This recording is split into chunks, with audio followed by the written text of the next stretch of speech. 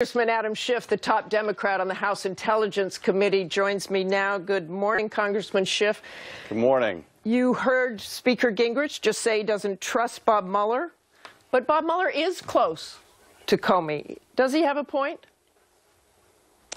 No, he doesn't. And I found it very hard, actually, to follow his argument, frankly. This is someone that, as you pointed out, Newt Gingrich was extolling just a few weeks ago. Nothing has changed. Bob Mueller's investigation is only getting started. The only thing that really has changed is the president is attacking Bob Mueller, and therefore Newt Gingrich is attacking Bob Mueller. But the reality is that members of Congress on both sides of the aisle find Mr. Mueller to be a man of incredible integrity and courage, who served his country with bravery in Vietnam, who served presidents of both parties, and it's going to take a lot more than a few presidential tweets or Newt Gingrich to try to besmear this very good man. So I think he's let's talk about the right man for the job. Democrats he was talking about, Congressman Schiff. Is that a point? If he's got Democrats in there, if he's got people who've given to Clinton and other Democrats? No, I think that anyone who knows Bob Mueller knows he is choosing the best people to serve on this investigative team, people that have experience in the issues that he wants to investigate and believes need to be investigated. As you and Pierre pointed out, he can't go through FEC filings to figure out, should I hire this person, should I not hire them? So he's picking the best people. I think members of Congress have confidence in that. But what's happening here is the president wants to take down Bob Mueller. His lawyer wants to take down Bob Mueller, and the question is why?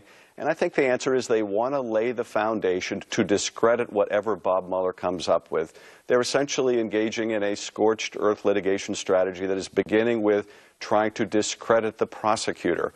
And that's all that's happening here. I don't think we should acquiesce in the besmirchment of this good man, and we ought to let him do his job. He is just getting started. Well, you said recently you thought there was evidence of collusion. What kind of evidence have you seen? What can you tell us? Well, I think there is evidence. I can't go into the particulars of our closed investigation, but I also think there's evidence of obstruction. But in both cases, I would say, whether there is some evidence doesn't mean that there's proof beyond a reasonable doubt. The same people that say that there's no evidence of collusion say there's no evidence of obstruction, and the president indeed cannot commit obstruction. I don't buy that.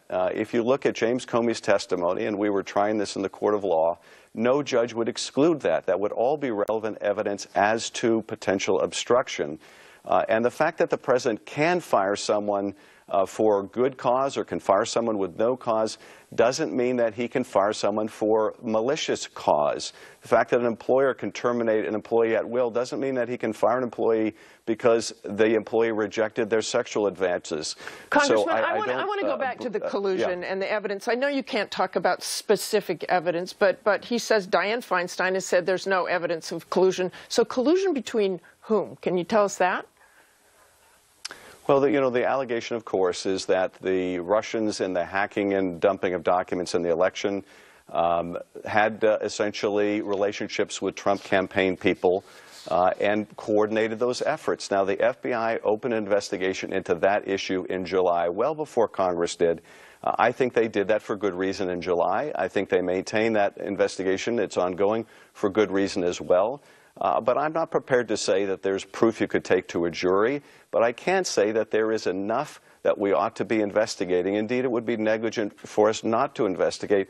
And the principal reason is, Martha, that if a foreign government, in this case Russia, has something that they can hang over the head of our president or our administration that can influence U.S. policy, it is very much in our national security interest to know it. And we need to conduct this investigation now. Newt Gingrich and the president would like us to shut it down before it really is underway. And we are far closer to the beginning of the investigation than we are to the end. But it would be the worst form of negligence to our republic for us to say we're going to close the investigation before we can determine whether there is merit to these allegations. ABC News has reported that Deputy Attorney General Rosenstein has started discussing whether to recuse himself. Do you think he should recuse himself, given his role in justifying James Comey's firing?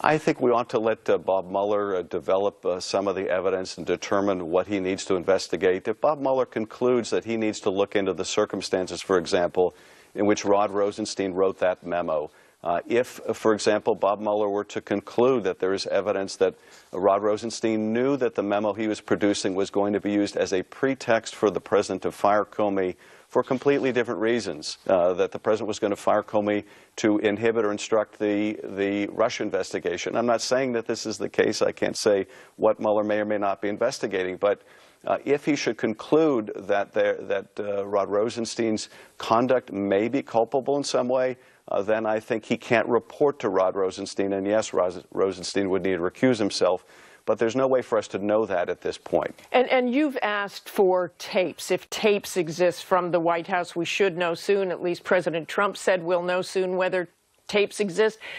Do you think they'll turn anything over, and if not, what happens? I don't know. I would certainly hope by the date that we set in our bipartisan letter, the White House will respond that yes, they have tapes, yes, they will preserve them as we have urged and required, and yes, they'll turn them over, or that no, in fact, there are no tapes, it was an idle threat. But one way or another, we need to get an answer. And if we can't get an answer, then I think we need to, we'll ultimately need to subpoena those potential documents to make sure that we have them. And you have said you believe James Comey's testimony, if actually has potential evidence of the president's obstruction of the investigation, but absent those tapes, how is that verified? There are a number of ways to verify it, and of course I think one of the most compelling pieces of evidence thus far is the fact that the president urged everybody else to leave the room. You don't do that unless you have a consciousness of the guilt of your actions. But we can talk to the people around James Comey, those that were in the FBI supervisorial team, some of whom were in the room while James Comey was on the phone with the president and heard one end of the conversation. We can also obviously look at those memoranda, which we are seeking, the contemporaneous recollections of James Comey at the time of those meetings.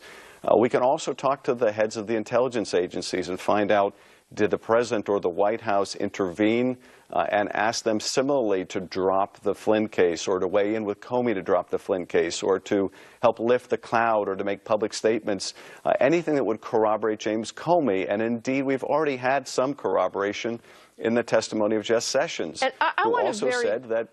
Very quickly, if I could, Congressman. Paul Ryan says President Trump is new to this and just doesn't understand the protocol. Is that an explanation?